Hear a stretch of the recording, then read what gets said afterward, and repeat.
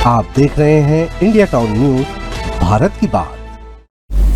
नमस्कार, मैं हूं आपके साथ संजना कुशवाहा। स्वागत है आपका हमारे खास बुलेटिन राजनांदगांव की खबरों में, जहां हम आपको राजनांदगांव की महत्वपूर्ण खबरों से रूबरू कराएंगे। तो चलिए बुलेटिन की शुरुआत करने से पहले एक नजर डालते हैं आज के हेडलाइंस पर। रामलला के दर्शन को रवाना हुई विशेष ट्रेन। राजनांदगांव से शुरू हुई भारत गौरव यात्रा। विधानसभा अध्यक्ष ने दिखाई हरी झंडी। रैलिस होटल में फिरौती ड्रामा। होटल में जबरन कैद और मारपीट का मामला। होटल की सुरक्षा पर उठे सवाल।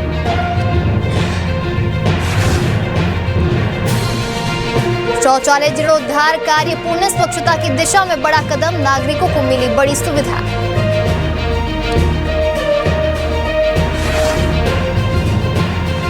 भाजपा ने बांटे आयुष्मान कार्ड। वृद्धजनों को स्वास्थ्य सुरक्षा मिली। शंकरपुर में कार्ड वितरण का कार्यक्रम हुआ।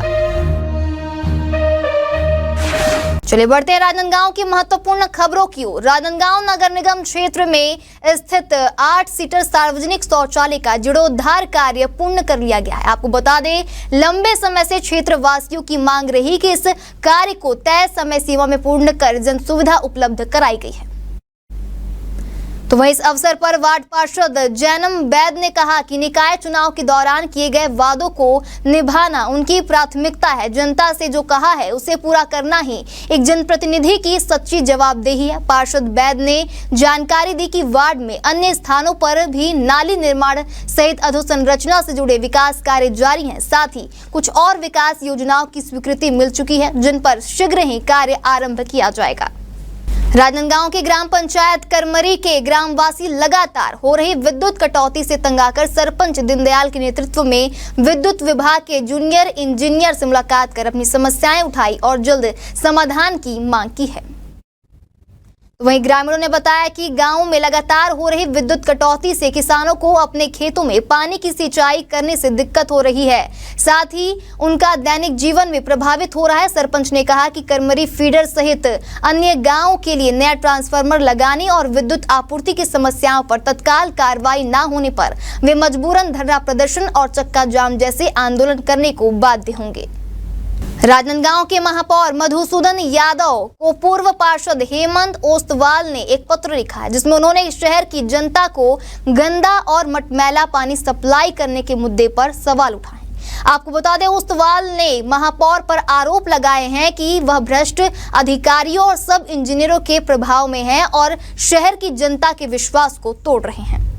तो वहीं ओस्तवाल ने महापौर से पूछा है कि 210 करोड़ रुपए की अमृत मिशन योजना में नई मशीनें लगी हैं या फिर कबाड़ी से पुरानी मशीनें फिट की गई हैं। उन्होंने महापौर से अनुरोध किया है कि वह शहर हित में कड़े निर्णय ले और भ्रष्टाचार के खिलाफ कड़ी कार्रवाई करे। उन्होंने कहा कि पूर्व महापौर हेमा देशमुख के कार्यकाल में मोहारा फिल्टर प्लांट की मशीन रिपेयरिंग और प्लांट सफाई आदि के नाम पर जो बिल बना है वह फाइल महापौर को देखनी चाहिए। इससे पता लगेगा कि कितना भ्रष्टाचार हुआ है। राजनांदगांव के शंकरपुर में भारतीय जनता पार्टी उत्तर मंडल की ओर से 70 वर्ष से अधिक आयु के वरिष्ठ नागरिकों को आयुष्मान कार्ड वितरण का कार्यक्रम आयोजित किया गया, जहां इस महत्वपूर्ण कार्यक्रम का शुभारंभ और वितरण उत्तर मंडल भाजपा अध्यक्ष सुमित सिंह भाटिया के हाथों किया गया। तो वहीं कार्यक्रम में वार्ड की पार्षद अपूर्वा समीर श्रीवास्तव सहित बड़ी संख्या में स्थानीय जनप्रतिनिधि और पार्टी कार्यकर्ता उपस्थित रहे। इस मौके पर सुमित सिंह भाटिया ने कहा कि इस प्रकार के कार्यक्रमों के माध्यम से पार्टी समाज के हर वर्ग तक सरकारी योजनाओं को पहुंचाने का प्रयास कर रही है, ताकि सभी को लाभ मिल सके। धान की खेती छोड़कर सब्जी की खेती अपनाने से किसान सुरेश सिन्हा की आर्थिक स्थिति में बड़ा बदलाव आया है। दरअसल ग्राम गातापार खुर्द निवासी सुरेश सिन्हा ने खीरे की खेती पर बम्पर उत्पादन किया, जिससे उन्हें लगभग 2,50,000 रुपए का लाभ हुआ है। वहीं खीरे की उपज उत्तर प्रदेश के प्रयागराज, उड़ीसा और कोलकाता तक भेजी जा रही है। तो वहीं इस संबंध में किसान ने बताया कि धान की तुलना में सब्जी की खेती में पानी की खपत कम होती है और आर्थिक दृष्टिकोण से अधिक लाभ होता है। उन्होंने बताया कि संरक्षित खेती के तहत पॉली हाउस में शिमला मिर्च की खेती कर 3,50,000 रुपए की आमदनी भी की। वहीं पॉली हाउस के लिए सरकार से उन्हें 17 लाख रुपए और पैक हाउस के लिए 2 लाख रुपए का अनुदान भी मिला है। दवाई छिड़काव के लिए उपयोग हो रहे स्ट्रिप मशीन के लिए भी 50% अनुदान प्राप्त हुआ है।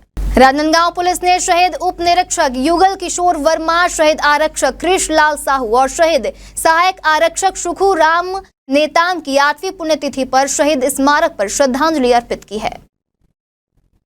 आपको बता दें, शहीदों ने माओवादी नक्सलियों के साथ मुठभेड़ में अपने प्राणों की आहुति दी थी।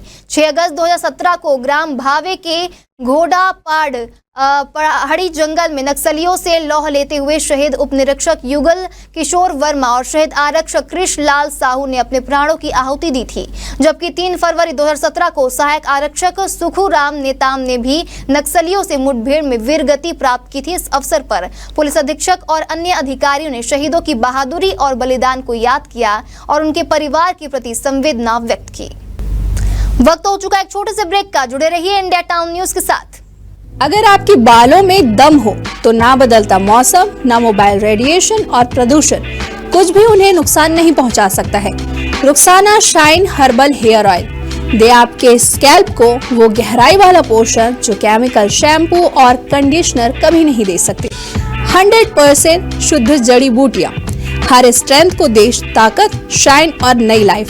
आजकल के मोबाइल रेडिएशन और हवा में घुले जहरीले कण आपके बालों को साइलेंटली डैमेज कर रहे हैं, मगर रोजाना सिर्फ 5 मिनट में जेंटल मसाज बनाए बालों को इतना मजबूत कि ना झड़े, ना टूटे और ना थके। Because you are hair deserve true healing. Ruksana herbal beauty product Amazon, Meesho और फ्लिपकार्ट में भी उपलब्ध। बस्तर टाइगर और झीरम घाटी के शहीद स्वर्गीय महेंद्र कर्मा की जयंती के अवसर पर राजनांदगांव के सतनाम भवन में कांग्रेस द्वारा संगोष्ठी सभा आयोजित कर उन्हें विनम्र श्रद्धांजलि अर्पित की गई।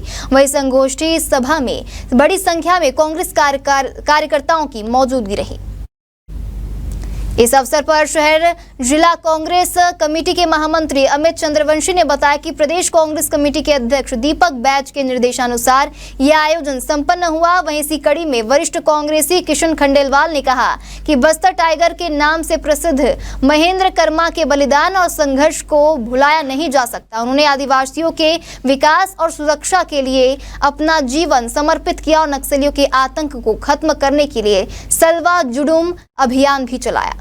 बेमेतरा जिले के युवाओं को शासकीय सेवाओं की तैयारी में प्रोत्साहित करने और उनके सपनों को साकार करने की दिशा में एक नई पहल की गई है। आपको बता दें, निःशुल्क कोचिंग संस्था श्री राम एकेडमी के तत्वाधान में और विधायक की पहल पर MLA फेलोशिप प्रोग्राम का भव्य शुभारंभ किया गया है, जहां इस अवसर पर जिले के प्रिंट और इलेक्ट्रॉनिक मीडिया के पत्रकार विशेष रूप से उपस्थित रहे। कार्यक्रम के दौरान विधायक साहू ने कहा कि युवाओं के सपनों को उड़ान देने के लिए शुरू किया गया यह फेलोशिप कार्यक्रम उनकी मेहनत को नई पहचान देगा। बता दें कि फेलोशिप के लिए पंजीयन प्रक्रिया 11 अगस्त से प्रारंभ होगी। इस प्रोग्राम में शामिल होने के लिए बेमेतरा जिले का मूल निवासी होना अनिवार्य है। वहीं चयनित विद्यार्थियों में प्रथम स्थान प्राप्त करने वालों को 1 लाख रुपए की प्रोत्साहन राशि प्रदान की जाएगी। पिछले 9 महीने से बेमेतरा नगर में श्री राम एकेडमी निःशुल्क प्रतियोगी परीक्षाएं संचालित है, जिसमें न केवल बेमेतरा जिला बल्कि संवर्धा, खैरागढ़, बलौदाबाजार और बहुत सारे जिले के युवा साथी यहाँ पे आ रहे हैं और इस प्रतियोगी परीक्षा का हिस्सा बन रहे हैं।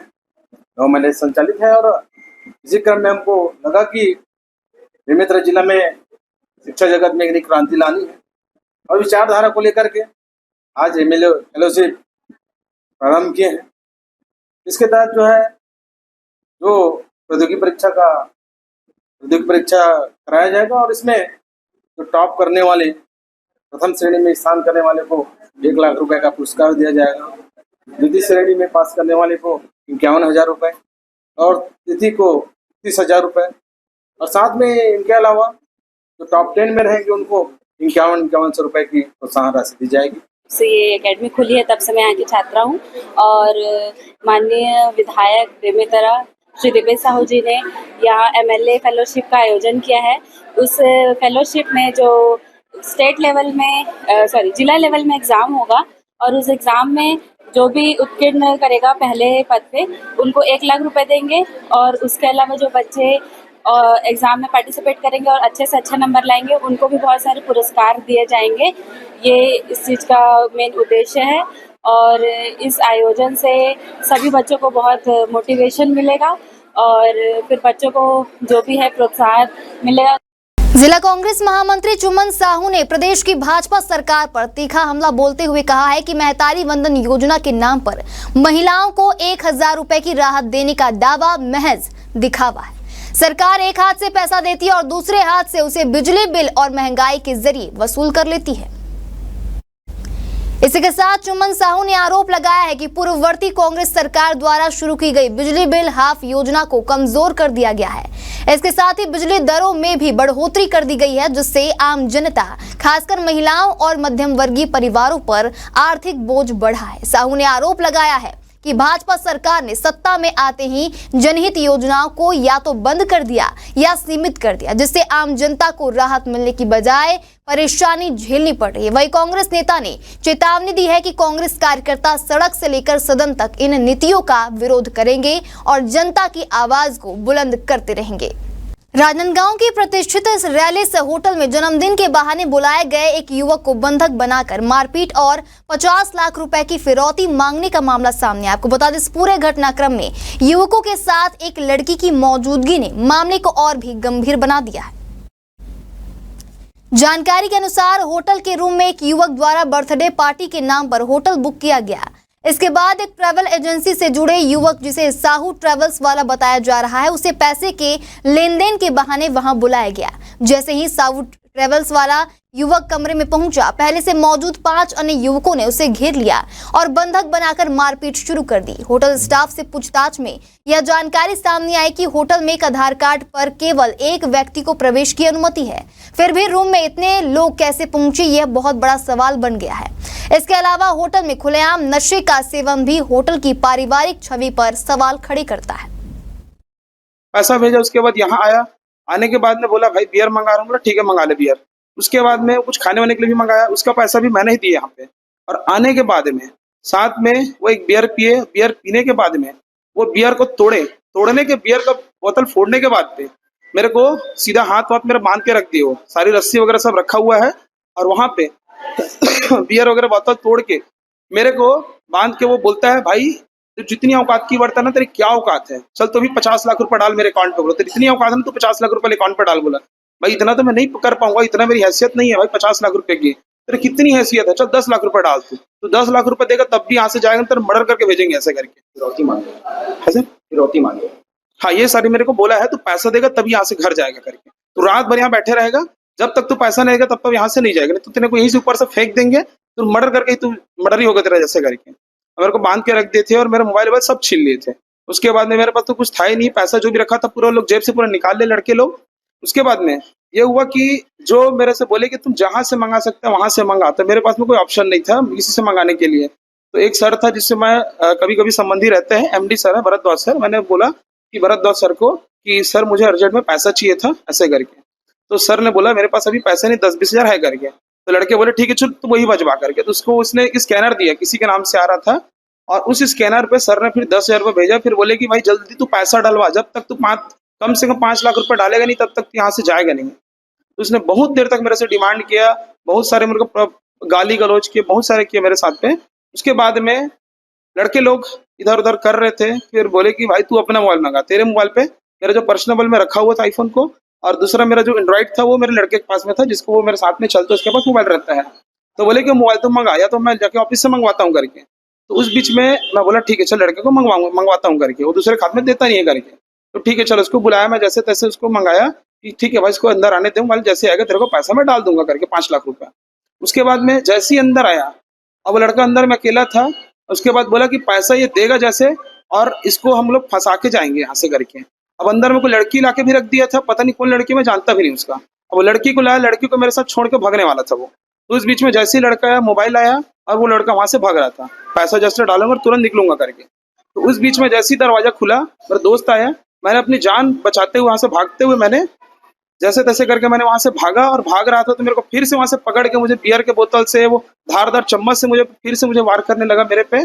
और वहां से भागते भागते मैं जैसे यहाँ से सीढ़ी से भागते हुए मैं बाहर निकला हूँ, मैं तब कहीं जाके मुझे यहाँ तक आने का मौका मिला है। छत्तीसगढ़ से भगवान श्री राम के जन्मभूमि अयोध्या के दर्शन के लिए विशेष भारत गौरव टूरिस्ट ट्रेन की शुरुआत हो गई है, जहां राजनांदगांव रेलवे स्टेशन से आज यह ट्रेन विधिवत हरी झंडी दिखाकर रवाना की गई।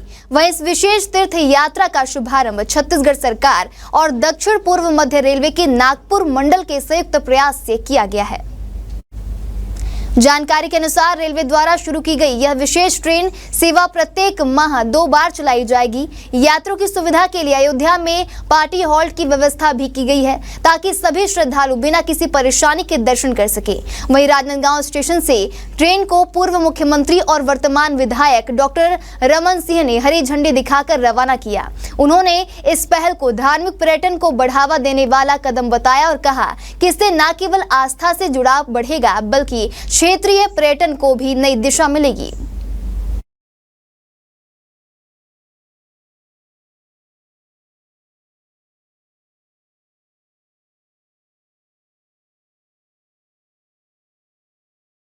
ये हम सब के लिए बड़े ही परम सौभाग्य की बात है कि छत्तीसगढ़ भगवान प्रभु श्री राम का ननिहाल है, और इस सत्र का जो रामलला दर्शन का ट्रेन रायपुर से रवाना हुआ, रायपुर के बाद बिलासपुर और बिलासपुर के बाद अंबिकापुर, दुर्ग संभाग का यह रामलला दर्शन का ट्रेन आज राजनांदगांव से पहली बार निकल रहा है। और ये हम सब राजनांदगांव वासियों के लिए बड़ी सौगात है और सौभाग्य की भी बात है। हमारे मुख्यमंत्री आदरणीय विष्णुदेव साय जी के नेतृत्व में और श्रवण कुमार बनकर वो प्रभु श्री राम लला के दर्शन अयोध्या धाम जो है छत्तीसगढ़ वासियों को भेज रहे हैं। मैं माननीय मुख्यमंत्री जी को कोटिशा धन्यवाद करता हूं, छत्तीसगढ़ सरकार को धन्यवाद करता हूं। और आज राजनांदगांव में ये उत्साह का वातावरण है, प्रसन्नता और खुशी का वातावरण है। यहाँ पर हमारे पूर्व मुख्यमंत्री और छत्तीसगढ़ विधानसभा के अध्यक्ष आदरणीय श्री रमन सिंह जी के द्वारा जो है इस ट्रेन को हरी झंडी दिखाकर रवाना किया जाएगा। यहाँ सारे हमारे वरिष्ठ जन, विधायक गण और गणमान्य गण जो है हमारे भारतीय जनता पार्टी के कार्यकर्ता और श्रद्धालु जो है यह बड़ी संख्या में उपस्थित हुए हैं। देखिए, आप लोग देख रहे हैं कि आज राजनांदगांव स्टेशन से एक स्पेशल ट्रेन भारत गौरव टूरिस्ट ट्रेन चलाई जा रही है, जो राजनांदगांव से चल करके अयोध्या जाएगी और ये हमारा वाराणसी होते हुए अयोध्या जाएगी, जिसमें करीब राजनांदगांव जिले से 91 लोग जा रहे हैं और ऐसे करके 6 जिलों से करीब 650 लोग जा रहे हैं, और जिनकी पूरी व्यवस्था राजनांदगांव स्टेशन में की गई है। हमारी रैक लग चुकी है, जिसमें सभी यात्री अपने अपने कोच में जाकर के अपना स्थान पर बैठ गए हैं और उनकी यात्रा मंगलमय हो, ऐसी में भगवान राम से प्रार्थना। हम लोग बेमेतरा जिले से हैं और भगवान रामलला के दर्शन करने के लिए छत्तीसगढ़ शासन का जो योजना के माध्यम से जा रहे हैं, इतना आनंद आ रहा है, अति आनंद आ रहा है। जैसे हम पहले सुनते थे कि श्रवण कुमार जी अपने माता पिता को कंधे में लेकर के तीर्थ यात्रा करा रहे थे, आज छत्तीसगढ़ शासन भाजपा सरकार के माध्यम से, विष्णुदेव साय के माध्यम से हम लोग तीर्थ भ्रमण करने के लिए जो योजना है, उस योजना के माध्यम से बूढ़े बुजुर्गों को जो तीर्थ यात्रा करा रहे हैं, हमको ऐसा लग रहा है जैसे वो सचमुच में सतयुग का वातावरण आज हमको कलयुग में दिखाई दे रहा है। छत्तीसगढ़ शासन के द्वारा रामलला दर्शन की योजना का शुभारंभ किया गया है और आज 6 तारीख है, 6 अगस्त है। आज के दिन में भगवान श्री रामलला के दर्शन करने के लिए सैकड़ों श्रद्धालु जो है वो राजनांदगांव के प्लेटफॉर्म नंबर 1 से, स्टेशन में प्लेटफॉर्म नंबर 1 से गाड़ी में बैठ रहे हैं और यहाँ पर गाड़ी लग चुकी है। लगने के बाद आज इसकी हरी झंडी को दिखाने के लिए छत्तीसगढ़ शासन के पूर्व मुख्यमंत्री डॉक्टर रमन सिंह, वर्तमान के विधानसभा अध्यक्ष जो डॉक्टर रमन सिंह है, वो आकर के हरी झंडी दिखाएंगे और हरी झंडी दिखाने के बाद इस गाड़ी को राजनांदगांव के प्लेटफॉर्म नंबर 1 से रवाना कर दिया जाएगा। कैमरा पर्सन आकाश गंभीर के साथ India town news, Saurabh Tamrakar, Rajnandgaon. Rajnandgaon की थाना बसंतपुर पुलिस ने मोहल्ले में हो हल्लड़ करने वाले 4 आरोपियों को गिरफ्तार किया है। आरोपियों के खिलाफ प्रतिबंधात्मक धाराओं के तहत कार्रवाई की जा रही है।